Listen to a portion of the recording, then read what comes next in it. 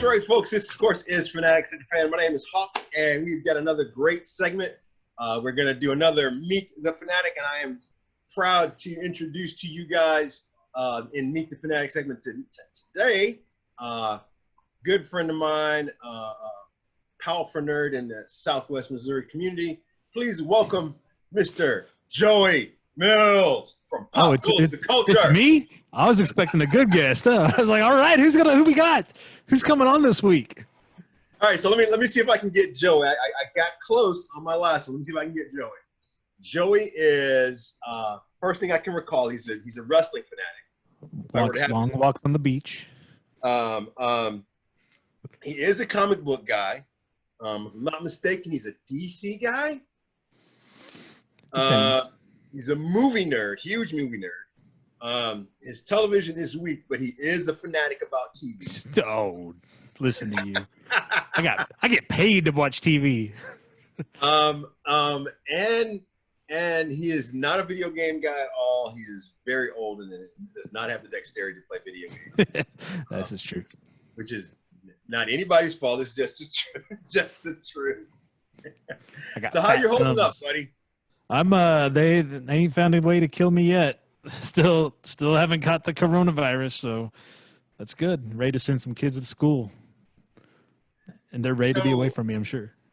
So in this segment, I get to interview my fanatics, and you know, it's funny. You and I just talked about some of the other things we're doing this year, and it reminded me of something that happened in last year's Geekmas. I got to ask everyone that was present for the after party this one question, and I don't think you were there because you'd already gone home. So now I get to ask this. All right, I'm ready. What is your favorite nerd moment in your lifetime? Favorite nerd moment in my lifetime? Well, I don't know. You don't lay that question. That's not where you start. You don't start there. That's where you wrap the conversation. I put people on the spot at the after party. It was really fun that everybody was able to pinpoint their own personal one. And I love you're the first person I got to ask because you and I really can't answer that. No, they all run together. Do that. Let me ask you this though. Do you remember your worst interview? Oh, yeah. Yes, I do. And I'm not going to name names. No, not their fault. Your fault. Not their fault. Oh, my fault? Oh, no, I'm solid. Yeah, let me show you. I'm trying to think. Was my worst interview? I don't know. I'm trying to think of. There's nothing that stands out. And I'm not saying that I'm like perfect. There's nothing that jumps out where I'm like, oh my God, I can't believe I did that. I usually can comport myself pretty well. So I've seen you turn into a fanboy a couple of times in the middle of an interview. So let's be realistic, Joey. I can't think of anything off the top of my head where I'm just like, oh my God, I wish I hadn't done that. I can think of times where the interview subject has been less than forthcoming, but that's not. That's one of those things where you just like, I'm just going to power through this and I'm going to put it out there and hopefully people are going to see I tried. So now with some of my other fanatics, I ask them about their earliest memories as a fanatic. I want to pinpoint yours because I know a little bit about yours. So let's start with the wrestling fanatic thing.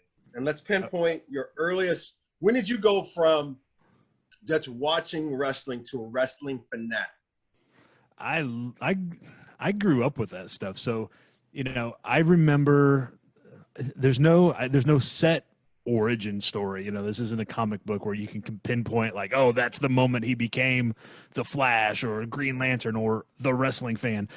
So I remember growing up with, Hulk Hogan's Rockin' Wrestling, the WWE show they had on Saturday mornings. After that, the actual like clip show.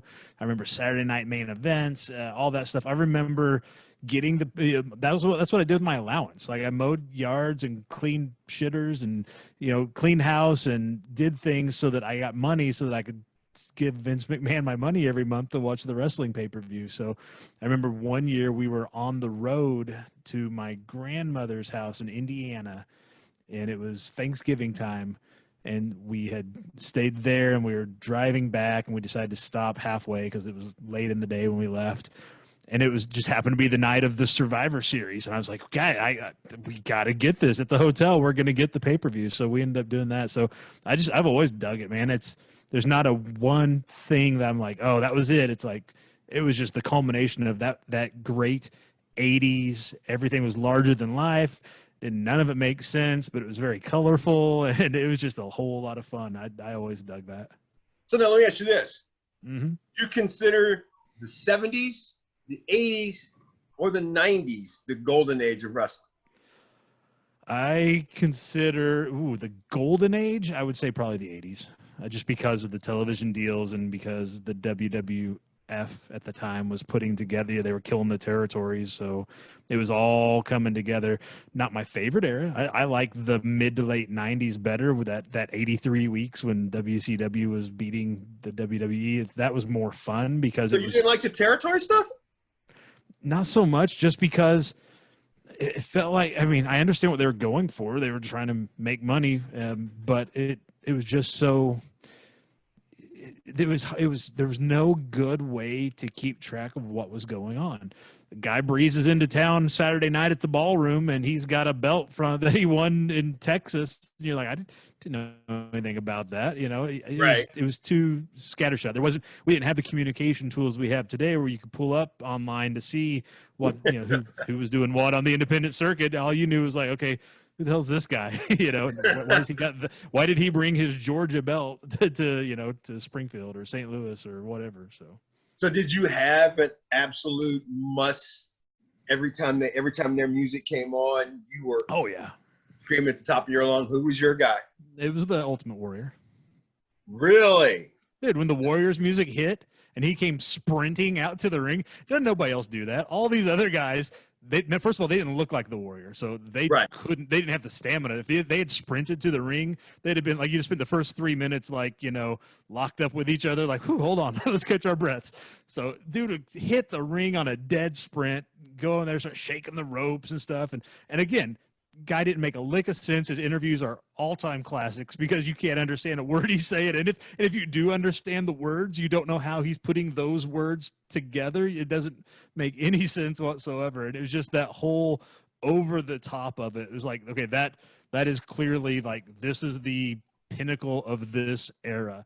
This is where it got so ridiculous and so colorful and so over the top that it's like, it was almost that jump the shark moment that you talk about in television shows. It's like when the Warrior comes out, it's like, oh, it's not getting any better than this guy. This is it right here. So now, do you remember when he was just a jobber, when he was coming up through the ranks, through the territories?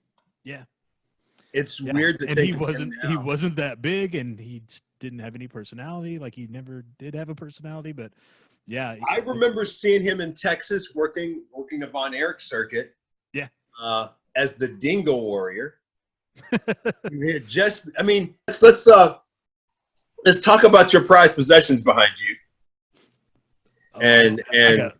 I got stuff all over the place. I don't know what's behind. Batman's behind me. I got Batman back there. They're very well displayed. Clearly, you're a Batman fan. Well, that's what's there. There's the Green Lantern stuff over there. There's the Spider-Man stuff over there. And it's funny because, it's like, there's the comic stuff, but I wish we were here where we could get up and walk around and stuff. But I mean, like, this room that I use as kind of the studio, it's like there's a collection of just everything out here. There's the old, like, which we'll be seeing shortly, the General Mills Monster cereal. And I've got like 5 or 6 different pieces of that kind of stuff. I've got, the Green Lantern stuff. Really big into like the old school Hanna-Barbera superhero type cartoons, like the Space Ghost and all that. So there's a lot of that. There's some Godzilla stuff over there. There's like the Universal monsters, Frankenstein, Dracula, the old black and white stuff. And there's just assorted stuff all over this room. I don't have room for anything else, so I'm gonna have to like not do or see or meet anything or anybody cool, I guess. So let me ask you this weird question that a lot of our fans are going to be like, that's the dumbest question ever. But this is Hawk, and Hawk does things differently. So are you a comic book reader or are you a comic book collector? I'm a reader. I read more. I mean, I collect because that was how you could read. You know what I mean? Right. I got it because that's the only way to get it. Now that it's a lot of digital stuff, I have more books I'm following digitally that I don't have to find a place for, because as we just mentioned, there's nowhere else to put Right.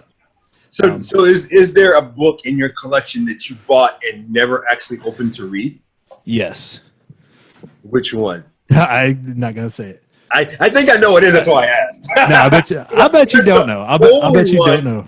It's I know the one that I never opened, and I bought it to collect, and I literally bought it and gave it to my, at the time, father-in-law, had him put it in his safe. Was the Death of Superman? Okay, yeah, that's not the route. That's not where I was going to go with the answer to that question. Mine was bought it to support, bought it to support someone, and opened it up and read like 2 pages, like, oh, yeah. Well, hey, I'm here for you. Maybe the next one. Well, we've got our share of those, don't we? Mm-hmm. I've still got it. The spine's in great shape. So, quick transfer, worst segue ever. So I'm not trying to be cool about this, people. You're meeting the Fanatic here. It's not how Hawk normally deals with things. We've had what we at? We're at month 4 now, month 5 of this 5 new world order that we're living in, which is not as cool as the wrestling faction. If we lived in that, that'd be a lot better. Because you are a DC fan, mm-hmm. and I know you were rooting for them. You mm-hmm. wanted them to be successful. We all did. Oh, yeah. I felt like they deserved it because their animated stuff is amazing. Yeah. Is there a chance? No. I don't know. What's the question? I'll let you finish the question, then I'll answer no. Well, I mean, I guess I was trying to figure out how to word that question. Obviously, I personally would recast all of DC and start over and just keep Gallon and get rid of everybody else. I don't think your cast was the problem, to be honest. It wasn't. Well, I mean, Affleck was, in my opinion. But did they ever had a chance? I mean, because they've been screwing up since Suicide Squad. So did DC ever have a chance? They were screwing up before Suicide Squad. No, they didn't, because they hamstrung themselves by saying, we're going to put, this is our master that's in charge. This is the person that's in charge of, the stories we're going to tell. This is our kind of our vision setter as far as directing and, the art, the look and feel. And they hitched their wagon to the wrong horses. I mean, Marvel didn't do that as much. They, there was, Kevin Feige clearly is the architect, but he's not in the weeds as much as like most directors, producers. When they said we're going with Jeff Johns, we're going with Zack Snyder, ride or die, and they never course corrected, and they just said, this is where we're going, this is what we're doing, this is it, this is the plan. That was bad. Marvel didn't start that way. Marvel said, here's one movie about a guy that you might have heard of, but you probably really don't know shit about. And I was not an Iron Man fan. Yeah, nobody was. I was not. I did not like his comics. No. Tony Stark, I just couldn't stand Tony Stark. Oh, yeah. And then that movie worked. And so they're like, wouldn't it be fun just at the end after everybody's gone, the theater's empty, there's a guy in there that's like picking up dishes and stuff. If you're at the Alamo, if we threw in this little teaser about, hey, well, we got a bigger plan. And then people ate that up and it became a thing. And they're like, oh, I guess we got to put together a plan. So they did. They made a good movie, and then it was well received and people wanted more. And so they made another movie and people wanted more. And they made another movie and people wanted more. And they did that a few times. And then they're like, let's just throw it all together. And they made the Avengers, and the people were like, oh my God, I never thought we'd see all this on screen. Whereas DC went into it like, yeah, we're going to do that too. Here's a movie you didn't want, and it was bad, and we're not going to course correct. So here's another movie by the same group of people, and it's just as bad or worse. And you know what? You're going to get another one of those. And here comes another one. And you got people that like almost, seems like they actively don't like working in that genre, like David Ayer. And so you keep giving them the jobs and making the movies, and they're bad, and you're not getting the box office returns, and critics are crapping on them, and the fans aren't showing up because they're terrible, and you don't course correct. You just keep riding that pony off the cliff. And no, they didn't. When they decided they were married to a person who didn't have a vision for a good, entertaining set of films, that's when they were done. Sorry, try again. Which is ironic because they had the same year that all this was taking place, they released 2 amazing animated movies. They release multiple amazing animated movies every year. So yeah, their animation department is like top notch. That's one thing that Marvel is playing catch up on. Good. Yeah. Like, you remember when Flashpoint came out? It was amazing. Yeah, because they have people that cared about stories. And they've had people that understood who the characters are and what the stories in the comics were and how to make those stories from the comics faithful but play better on screen than they do on the page. I mean, their animation department's top notch. Marvel hasn't figured that out. Marvel just tries to make like kids shows. I guess they're like, yeah, we're in bed with Disney, so we're going to keep making Disney stuff and hoping kids like it. And whereas DC is like, now we're going to make some R-rated cartoons with these characters, and you're going to enjoy the shit out of them. And we do. I'm going to end every time you're trying to chew. It was actually, every conversation. I was watching Marvel Rising with my girlfriend. I'm sorry. Not that you have a girlfriend. I'm glad to be for that. Bad as it was. Mm-hmm. Because my only reason for watching it is I was a huge New Warrior fan when those comic books came out. Yeah. And so and she's watching. Goes, babe, this is awful. And I had to admit, like, I know. I just, let me change the channel. You want to watch more Warrior Nun? Let's watch that again. Right. Which I don't know how I feel about that yet. I don't need everything to be male versus female. I don't need all that. Right. And I feel like they could have told that story without that underlying all men suck thing. So little known secret, and I know this because I know you. You would kill to make something, to be involved with the actual making of either a movie or a TV show or any of that. So I've done a few things that you don't know about. What would you happily make modifications to, make changes to, and put your name on it happily? You could do any TV show, any movie, do a remake, bring something back, whatever. Redo something that's already been done, whatever. Yeah, I think I'd go with, if I was going to, let's say I was going to adapt something. If I was going to adapt something, I would adapt the King Killer Chronicle by Patrick Rothfuss. That series of novels, which is only like two books in the series, then like a third that's kind of here's something else that happened. And the dude has like stopped writing, I guess. I don't know, because like those books take like 10 years to get out. He's almost as bad as George R.R. Martin. But that's a fantastic world to play in that I think would do really well as a streaming series on HBO, kind of, as a Go Game of Thrones like. Saying that though, there's a lot of other things that I would never touch that turn out really well. You could not have paid me enough to be within like 3 states of anything that had to do with Watchmen last year. I was like, you're gonna do Watchmen? No, that's good. I'll check it out. Not the Watchmen that they did. Yeah, and then they do that, and you're like, oh shit, you can do that. I didn't know somebody you had to get permission to do something and call it Watchmen. That's kind of Watchmen, but kind of not. And so there's some stuff out there that's probably really good that I'm not thinking of. But one of my stand-up routines, and I remember this, and you and I have talked about this because this has got to be the best meeting ever. You're in a Marvel meeting, and somebody says, "Hey, you know what? We had this comic book that sucked 3 times." Yeah. Let's give it a feature film. Yeah. Lo and behold, we get Guardians of the Galaxy. And it's one of the best sets of, It's in the top 5, if I'm not mistaken. I put them in my top 5 easily. And come on, the last run of Guardians was so bad that they didn't finish any of the story. They just stopped making it altogether. Yeah. Which happens a lot in comics. Comics is one of those weird mediums where they're like, now we're good. We're going to just pull the trigger right now. Right. I mean, even with television, like, okay, we only aired 3 episodes of this show, and then we pulled it off because it was cost us money. But they still made a season. You know, that stuff. There's still, Right.